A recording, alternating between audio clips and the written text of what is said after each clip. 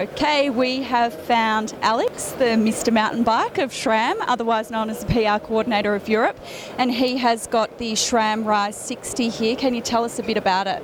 Yeah, of course. This is our new cross-country wheel set. What we wanted to do with this wheel is create a cross-country wheel that brought together the real balance of what's super important in wheels, so strength, stiffness, really good engagement, and making a really light wheel is a huge important factor for cross-country. So in order to do that, we brought in a lot of our product technologies from other wheel sets that we're using at the moment. So starting from the center, we have a new hub design, straight pull and solo spoke design, which allows us to make really reliable and consistent wheels in that spectrum. Moving up, as I say, solo spoke is the same length spoke on each side, which makes maintenance a lot easier.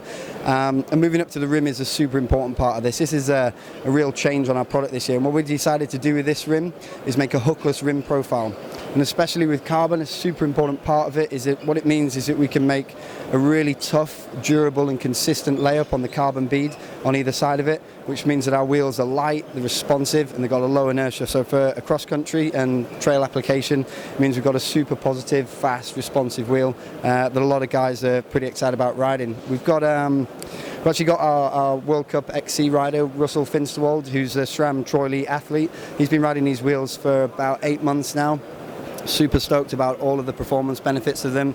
They've gone under, I think, like 1,500 hours of testing so far, and the whole design features of it are really pulling together and creating that perfect balance that we're really looking for in our SRAM wheel sets. So you mentioned your athletes testing them before they go to market. How long do they usually play with them for?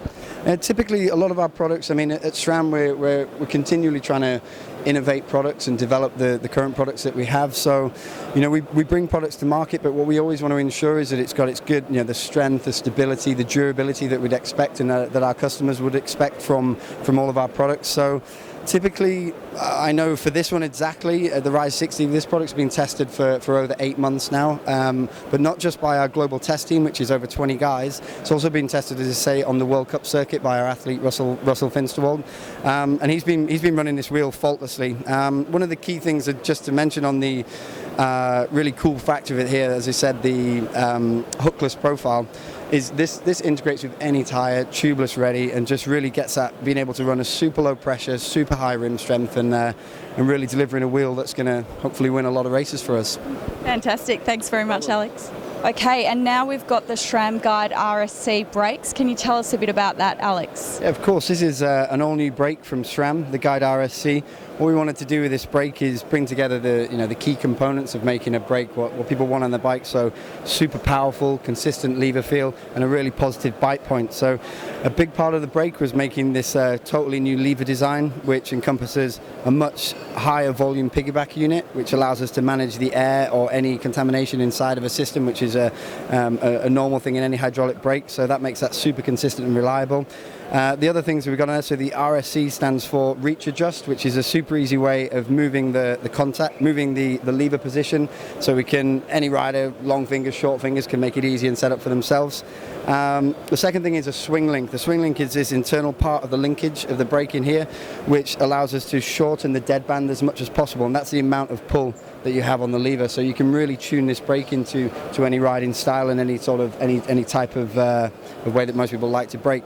And the other part of it, which is really cool, is the contact adjust. What contact adjust does is it allows us to move the caliper, the brake pads closer or further apart, again to just create that more integrated way of people choosing how they would like to brake on the bike. Other super cool thing about this is we have a totally new disc design. It's called the Centerline Disc. The main approach to that is to make a more consistent braking surface throughout the disc itself, and it actually reduces the noise quite significantly on any brake application as well. Okay, so we are back in mountain biking land with Alex, and we were just talking about the culture at SRAM and how you guys have basically made your own trails all around the office. Yeah, SRAM, as I'm sure a lot of people know, SRAM's a mountain biking culture, and we fully integrate everything and our passion and our lives into our own mountain biking, getting out, building trails, having fun on bikes, and also into our work. So, for example, our European headquarters at SRAM is in Schweinfurt, where all of our drivetrain is made and manufactured. We have a lot of visitors who come and see us there, and we take them out onto our trails, and they ride trails that us as SRAM employees have been there for quite a long time, building, sustaining, and just really living what we deliver to the market. Love it. A meeting on the mountain bike rather than in the boardroom. As much as possible, yeah. Perfect. So you guys would be stoked about the X1. Can you tell us a bit about it? Yeah, of course. So X1 is the newest addition to our 1x drivetrain. So the original one was our XX1, which is our highest end 1x drivetrain, and then we brought that price point down a little bit and made X01, which is slightly lower price point, and then our newest addition is our lowest price point at the moment, X1 drivetrain. So X1 is those who don't know the story, is all about our 1x story, which is trying to make mountain biking as simple as possible, getting rid of the stuff that we don't really believe that you might need on a bike. So if you have a look on this bike here, so X1 completely gets rid of the front derailleur, the cable housing, and the front shifter, bringing this single ring into there with what we call the X-Sync tooth profile, which allows us to keep a really safe and sustained chain encompassing onto the ring there. What it does, the super cool thing about the SRAM 1x technology though, X-Sync, isn't just about a narrow, wide chain ring. It's about the integration between the chain ring itself and the chain. So the tooth profile matches perfectly with our specific 11-speed chain as well, which is unlike any other product on the market. If we work our way back, the next part of the 1x story, which is super cool and unique to us, is our cassette.